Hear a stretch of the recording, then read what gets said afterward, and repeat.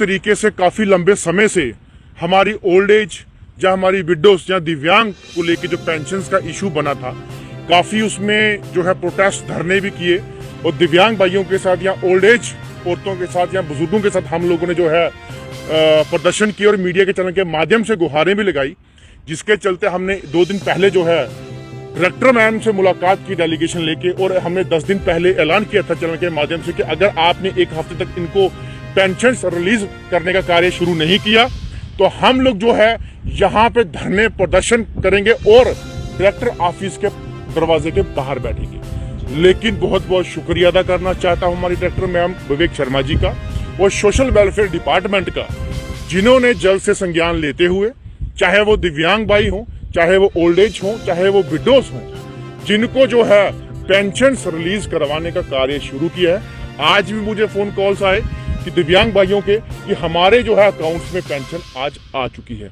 मैं कहता हूँ बहुत खुशी हुई मुझे ये चीज देखते हुए कि जो हमारी मेहनत है वो रंग लाई। पिछले 5-6 महीने से उनकी पेंशन जो बंद थी और काफी बॉर्डर के लोग या गांव के लोग या बुजुर्ग जो लोग थे या दिव्यांग जो लोग थे सफर कर रहे थे, अब उनको जो राहत की सांस जो है वो मिलना शुरू हुई है। और रही बात पेंडिंग पेंशन की, जो 5 महीने में जो उनकी पेंडिंग है, उनके लिए भी हमने वहां पे बात की तो और मैडम ने बड़ा अच्छा आश्वासन दिया कि जो पेंडिंग पेंशन है 5 या 6 महीने की जिसकी भी है, वो भी पार्ट बाय पार्ट जो है इनको रिलीज की जाएगी। और जो भी डॉक्यूमेंट्स इनके अगर पेंडिंग्स है वो सबमिट करवाएं और इनकी पेंशन जो है वो तुरंत रिलीज करवाने का जो कार्य है वो हमारे डिपार्टमेंट सोशल वेलफेयर से जो है वो होना शुरू हो जाएगा। और हमारी आवाम या हमारे सोशल वेलफेयर के डिपार्टमेंट के जो लोग हैं इतने अगर अच्छे से मेहनत से काम करेंगे तो बहुत ही अच्छी सराहना हमारे बुजुर्ग जो है उनको दुआएं देंगे, उनके लिए प्रार्थना करेंगे। और हमारे जम्मू के अंदर दिव्यांग जो बेचारे हैंडीकैप हैं वो भी इनके लिए जो है प्रार्थना करेंगे। और 1000 रुपया पेंशन जो है वो उनको अगर आना शुरू हुई है, 1000 रुपये से कुछ बनता तो नहीं है, लेकिन पेंशन बढ़ाने का जो है वो भी हमने वहां पे डिमांड रखी कि पेंशन बढ़ाई जाए। इस महंगाई में उनको क्या 1000 रुपये में कुछ नहीं बनता, एक गैस सिलेंडर नहीं आ पाता या राशन का एक थैला नहीं आ सकता। तो मैं चाहता हूँ कि उनकी पेंशन जो है कम से कम 2000-3000 के करीब हो, तो कुछ ना कुछ उनके लिए राहत का साथ जो है हमारे बुजुर्ग या ओल्ड या विडो जो हैं या दिव्यांग भाई जो हैं वो अपना ले सकें।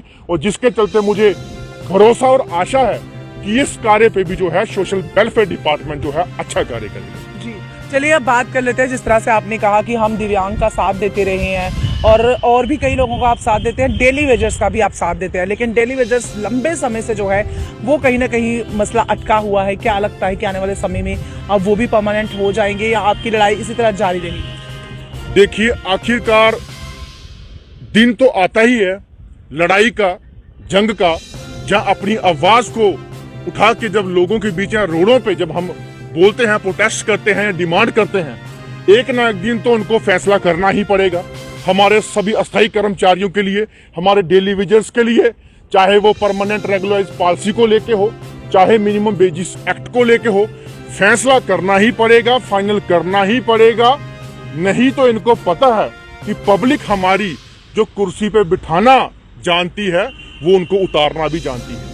पब्लिक जब कुर्सी पे इनको बड़े चाव से बिठाया था तो पूरा भरोसा था कि इनके जो सेंटर की सरकार है बीजेपी की, जहां जो सरकार यहाँ पे रही है बीजेपी और पीडीपी की, कि ये मिलके जो है लोगों का जो अस्थायी कर्मचारियों डेली वेजर्स की जो परमानेंट करने की जो इनकी काफी लंबी डिमांड है वो पूर्ण करवाने वाले हैं। लेकिन यहाँ पे अगर वो चीज मुकम्मल नहीं होती, इनको रेगुलराइज पॉलिसी अगर नहीं करते, जहां इनकी डिमांड्स को पूरा नहीं करते, तो जल्द ही वो पब्लिक, वो हमारे स्थायी कर्मचारी, हम पूरे के पूरे जम्मू कश्मीर के अंदर एक बहुत बड़ी रणनीति के साथ हम आएंगे और हमारे अस्थायी कर्मचारियों डेली वेजर जो हैं टोटली इलेक्शंस जो भी आएंगी बाइकाट करेंगे।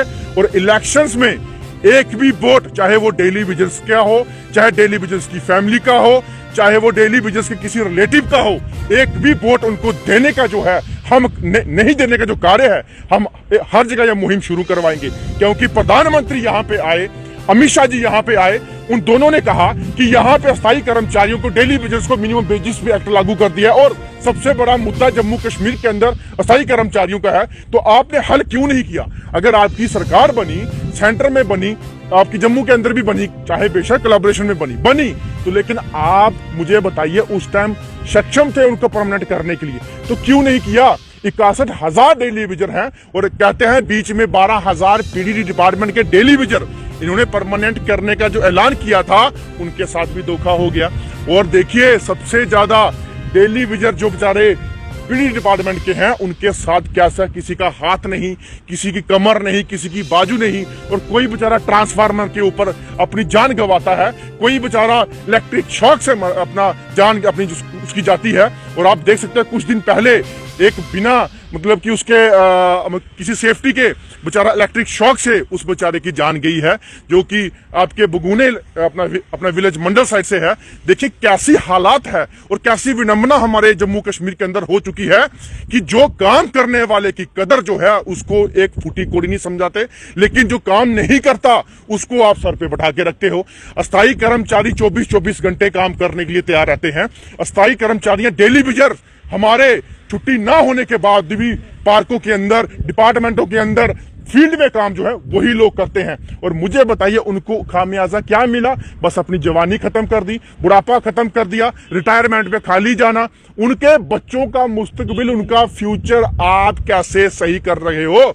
उनके बच्चे जो है, उनका फ्यूचर जो है वो तबाह हो रहा है, जिसके चलते हमें दुख होता है। और आने वाले दिनों में हमारी मीटिंग्स जो है इतनी बड़े पैमाने पे होने वाली है कि जल्द ही जम्मू कश्मीर के अंदर जो है हमारा जनसैलाब के रूप में आने वाला है। चलिए सनीकांत जी, एक हमारा आखिरी सवाल रहेगा। अभी फिलहाल जम्मू कश्मीर में एक और मुद्दा है, पहाड़ी वर्सेस गुज्जर बकरवाल, इस पर आपका क्या कुछ कहना है? देखिए पहाड़ी वर्सेस गुज्जर बकरवाल का जो मुद्दा है ये काफी गरमाया हुआ है, काफी प्रोटेस्ट है, काफी धरने हो रहे हैं। आपको क्या लगता है जो बीजेपी ने किया वो सही किया है? आपको क्या इन्होंने सही नहीं किया, इन्होंने पार्शलिटी की है। पहाड़ी खाली एक रजौरी पूंछ नहीं है, पहाड़ी आपका भद्रवाह भी है, किश्तवाड़ भी है, डोडा भी है, बनी भी है, बसोली भी है, वो भी पहाड़ी एरिया, उसको इन्होंने अलग कर दिया, वो पहाड़ी नहीं समझी। और रही बात, देखिए जो गुज्जर बकरवाल हैं वो क्यों अपनी डिमांड्स को आगे ला रहे हैं, क्यों बोल रहे हैं, ये भी मैं आपके आज चैनल के माध्यम से स्पष्ट कहना चाहता हूं कि अगर जिनको 10% कोटा गुज्जर बकरवाल को ऑलरेडी है, उसमें अगर इनके किसी रिक्रूटमेंट में 10 बंदे लगने की अगर उनको अनुमति होती है, तो अब पहाड़ी स्टेटस से जो है कम से कम 100 या 500 बंदे वहां पे अपना इंटरवीन करेंगे। और मुझे बताइए वो 10 जो कंपटीशन करते थे अब वो 500 के साथ करेंगे। ये उनको लगता है कि इस चीज की पार्शलिटी आपने की। अगर आपने वो स्टेटस देना था तो आप एक अलग स्टेटस बनाते हैं उनका, बट स्टेटस जो था एसटी और बकरवाल का वो जैसे आपने रखा है उनको अलग रखते, लेकिन उनके बीच उनको कंबाइन नहीं करते। ये उनको दुख है कि हमारे स्टेटस के साथ इस तरीके की। आपको लगता है गुज्जर बकरवाल के साथ अन्याय हो रहा है तभी वो सड़कों पर उतरे हुए हैं? बिल्कुल अन्याय हो रहा है। वो देखिए जिसका हक अगर उस जो हक लेता था और उसके साथ और 10 हक जोड़े जा रहे हैं अपने घरों के साथ, और उसके अंदर 10 घर बना देंगे, तो वो कैसे अपने घर में खुश रह सकता है? और गुज्जर बकरवाल जो पहले से ही अपना हक ले रहे थे, अब जो और बीच में इंटरवीन करेंगे तो उनके जो हक की जो 10 पोस्टें 20 पोस्टें हैं वो कम से कम 500 से कंपीट करने के लिए बैठेंगे। और रही पहाड़ी की बात, अगर पहाड़ी का आपने स्टेटस देना था तो एसटी और बकरवाल का नहीं, एक अलग आपने क्राइटेरिया बनाना था, तो उनको अलग से देना था, चाहे वो किसी भी कास्ट से हो, किसी भी वर्ग से हो। जैसे आपने ईडब्ल्यूएस बनाया, जैसे आपने कुछ और कैटेगरी बनाई, तो उनकी भी ऐसे बना देनी थी। और ना कि पुंछ और जोरी से डोडा भद्रवाह जो जितनी पहाड़ी एरिया उन सबको बनाना था, ना कि एक एरिया को। और ये उनके साथ इंसाफी हुई है। उनका सही डिमांड है कि अगर आपने हमें बीच में और बंदे बीच में डाल दिए तो वो हमारे साथ गलत हुआ है। यानी एक तरफ इतने सारे डेली वेजर्स, गुज्जर बकरवाल और भी कई सारे लोग भारतीय जनता पार्टी के खिलाफ है, और एक तरफ वो कह रहे हैं कि हम आने वाले इलेक्शंस में जो है लोगों को बता देंगे 50+ जाएंगे। इस पर आखिर में आप क्या कहेंगे? देखिए 50+ का जो मुद्दा है, जो नारा है, ये बहुत पुराना हो चुका। उनको 50 नहीं, अगर वो सही में उनको पता होता कि हम 50 पार ले सकते हैं तो वो पंचायती इलेक्शन नहीं करवाते, वो असेंबली की इलेक्शन करवाते। वो पंचायती इलेक्शन करवा रहे हैं अपना ग्राउंड देखने के लिए, वो पंचायती इलेक्शन करवा रहे हैं अपना बेस देखने के लिए। इनको पता है कि अगर हम पंचायती इलेक्शन ही हार जाएंगे तो असेंबली हम करवाएंगे ही नहीं। और जिसके चलते इनको डर था तो उन्होंने पंचायती ही करवाना शुरू की। पहले असेंबली के गुण गाते थे, लेकिन जब इनको डर आ गया तो इन्होंने पंचायती पे कदम रख दिया, जिसके चलते मुझे लगता है आप 50 की बात करें, 5 पार भी जाएंगे तो बहुत बड़ी बात है। लेकिन पब्लिक के साथ जो इन्होंने किया है धोखा, वो पब्लिक इलेक्शन में दिखाएगी, ना कि इनके मुंह के ऊपर।